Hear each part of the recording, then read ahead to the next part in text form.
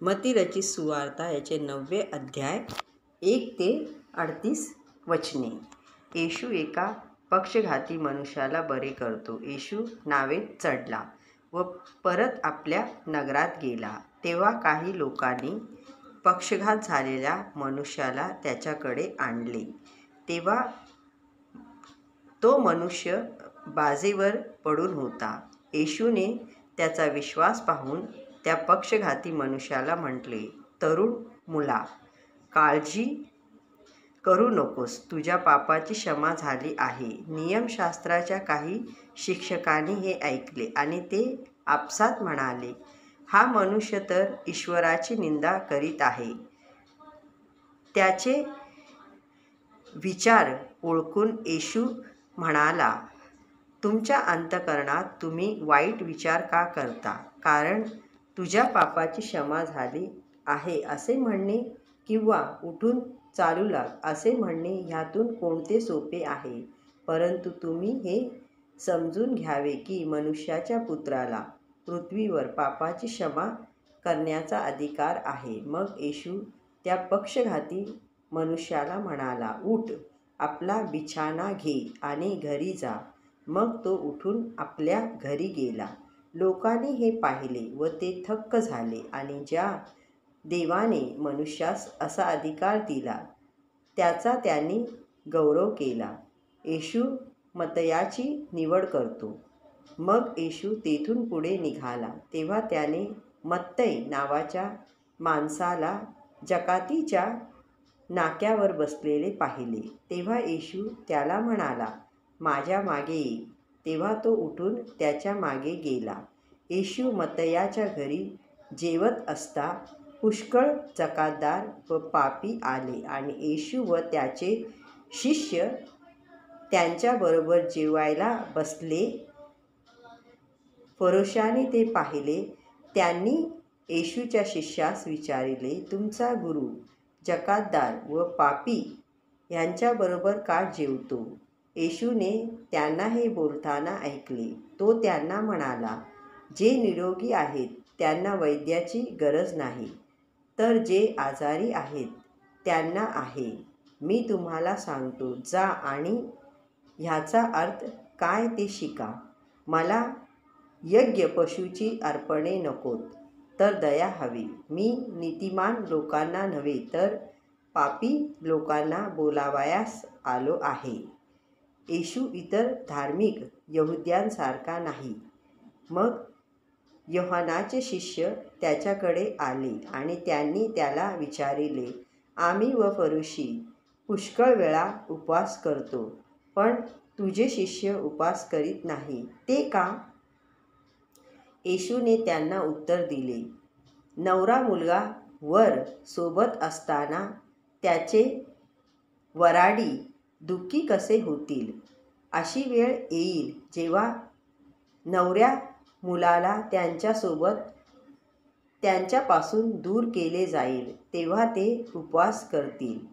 कोणी नव्या कपड्याचे ठिगळ जुन्या कपड्याला लावित नाही, कारण ते ठिगळ त्या कपड्यापासून निघून जाईल व छिद्र अधिक मोठे होईल. तसेच नवा द्राक्षरस जुन्या कातडी पिशवीत कोणी घालीत नाहीत. घातला तर पिशव्या फुटतात व त्यांचा नाश होतो. म्हणून लोक नवा द्राक्षरस नव्या पिशव्यात घालतात, तेव्हा दोघेही चांगले राहतात. येशू मृत मुलीला जिवंत करतो आणि आजारी स्त्रीला बरे करतो. येशू ह्या बोधकथा सांगत असता यहुदाच्या सभास्थानाचा एक अधिकारी त्याच्याकडे आला व येशूच्या पाया पडून म्हणाला, माझी मुलगी आत्ताच मेली आहे, परंतु आपण येऊन आपल्या हाताचा स्पर्श केला तर ती पुन्हा जिवंत होईल. तेव्हा येशू व त्याचे शिष्य त्या सैन्याधिकाऱ्याबरोबर निघाले. वाटेत 12 वर्षापासून रक्तस्राव झालेली एक स्त्री मागून येऊन येशूच्या जवळ पोचलीच व त्याच्या वस्त्राला शिवली, कारण तिने आपल्या मनात म्हटले, मी केवळ त्याच्या वस्त्राला शिवले तरी बरी होईन. तेव्हा येशू मागे वळून तिला पाहून म्हणाला, बाई, काळजी करू नकोस, तुझ्या विश्वासाने तुला बरे केले आहे. आणि ती स्त्री त्याच क्षणी बरी झाली. मग येशू त्या यहुदी सभास्थानाच्या अधिकाऱ्याच्या घरात आला. तेव्हा त्याने बासरी वाजविणाऱ्या व गोंधळ करणाऱ्या जमावाला म्हटले. येशू म्हणाला, जा, मुलगी मेलेली नाही, ती झोपली आहे. तेव्हा लोक येशूला हसले. मग त्या जमावाला बाहेर पाठवल्यावर त्याने आत जाऊन तिचा हात आपल्या हातात घेतला आणि ती मुलगी उठली. आणि ती बातमी त्या प्रांतात पसरली. येशू आणखी लोकांना बरे करतो. तेव्हा येशू तेथून जात असता 2 आंधळे त्याच्या मागे ओढत चालले. म्हणू लागले, दाविदाच्या पुत्रा, आम्हावर दया करा. येशू आत गेला. तेव्हा ते आंधळेही आत गेले. त्याने त्यांना विचारले, मी तुम्हाला दृष्टी देऊ शकेन असा तुमचा विश्वास आहे का? होय प्रभू, त्यांनी उत्तर दिले. मग त्याने त्यांच्या डोळ्यांना स्पर्श केला आणि म्हणाला, तुमच्या विश्वासाप्रमाणे तुमच्या बाबतीत घडो. आणि त्यांना पुन्हा दृष्टी आली. येशूने त्यांना सक्त ताकीद दिली, पहा, हे कोणाला कळू देऊ नका. परंतु ते बाहेर गेले आणि त्यांनी त्या प्रदेशात सगळीकडे ही बातमी पसरवली. मग ते दोघे निघून जात असताना लोकांनी एका भूतबाधा झालेल्या माणसाला येशूकडे आणले. जेव्हा येशूने त्यामधून भूत काढून टाकले, तेव्हा पूर्वी मुका असलेला तो मनुष्य बोलू लागला. लोकांना त्याचे आश्चर्य वाटले व ते म्हणाले, इस्रायलामध्ये ह्याआधी असे कधीही झालेले पाहण्यात आले नाही. परंतु फरीसी म्हणाले, हा भूतांच्या अधिपतीच्या साहाय्याने भूते काढतो.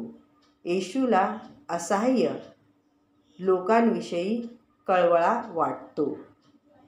येशू त्याच्या सभास्थानांमध्ये शिक्षण देत व राज्याच्या शुभवर्तमान गाजवीत आणि सर्व प्रकारचे रोग व सर्व प्रकारचे आजार बरे करीत सर्व नगरातून व सर्व खेड्यातून फिरला. आणि जेव्हा त्याने त्रासलेल्या असहाय्य लोकांचे समुदाय पाहिले, तेव्हा त्याला त्यांचा कळवळा आला. कारण मेंढपाळ नसलेल्या मेंढरांसारखे ते कष्टी व पांगलेले होते. तो आपल्या शिष्यास म्हणाला, पीक भरपूर आहे, पण कामकरी थोडे आहेत. म्हणून तुम्ही पिकाच्या प्रभूची प्रार्थना करा ह्यासाठी की त्याने आपल्या पिकाची कापणी करायला कामगारी पाठवावे. आमेन.